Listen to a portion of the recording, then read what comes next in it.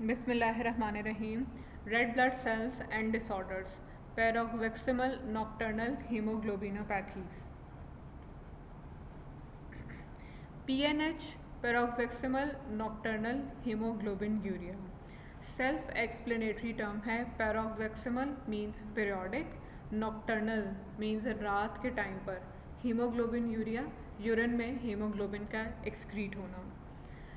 PNH is basically a disease which results from acquired genetic mutations in phosphatidyl inositol glycan complementation group A genes.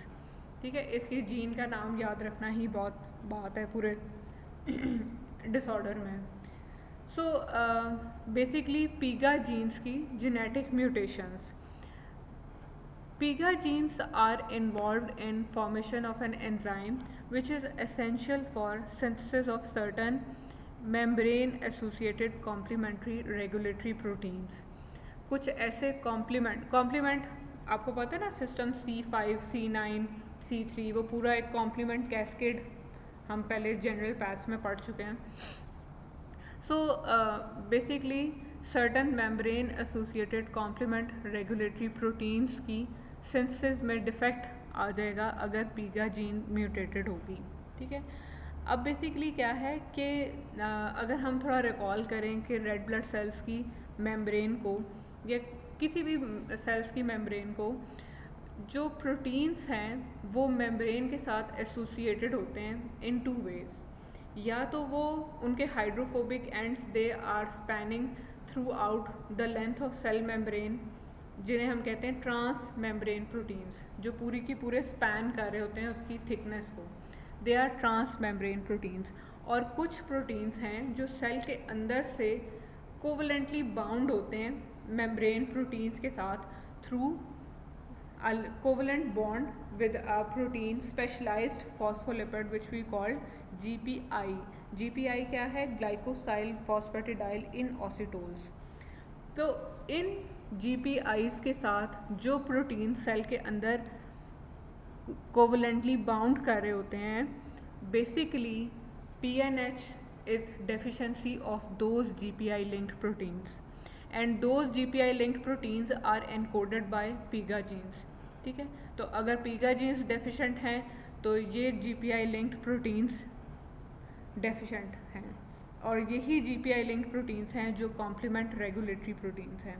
ठीक है, इस तरह से हमारे पास काफ़ी वैरायटी है, लेकिन जो सबसे ज़्यादा इम्पॉर्टेंट हैं वो ये तीन हैं. Decay accelerating factor CD55. CD basically abbreviation है of the word cluster of differentiation. ये आगे आप लिम्फोमा में भी बहुत डिटेल से पढ़ेंगे. So decay accelerating factor CD55, membrane inhibitors of reactive lysis CD59 and CD8 binding proteins. ये तीन प्रोटीन्स हैं जो कोवलेंटली बाउंड थे GPI के साथ, ग्लाइकोसाइल फॉस्फेटिडाइल इनओसिटोल के साथ. ये तीन प्रोटीन्स हैं जो GPI लिंक्ड प्रोटीन्स जिन्हें हम कहते हैं that are deficient in PIG A. PIGA genes की डेफिशिएंसी की वजह से इनकी डेफिशिएंसी हुई है.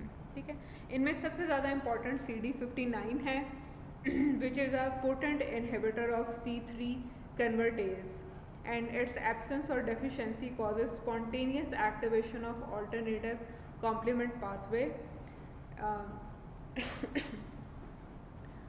Red cell deficient for these proteins. अब जो रेड सेल्स जिनमें ये GPI linked proteins deficient हैं, they are more prone, they are more susceptible to damage or lyse or injured by complement activation. जो complement activation product होता है ना C5, C9 तक, ये वाले रेड ब्लड सेल्स उन प्रोटीन से बड़ी इजीली डैमेज हो जाएंगे and that will cause intravascular haemolysis. तो हमारे पास सारे इंट्रावैस्कुलर हेमोलिसिस के फीचर्स आएंगे.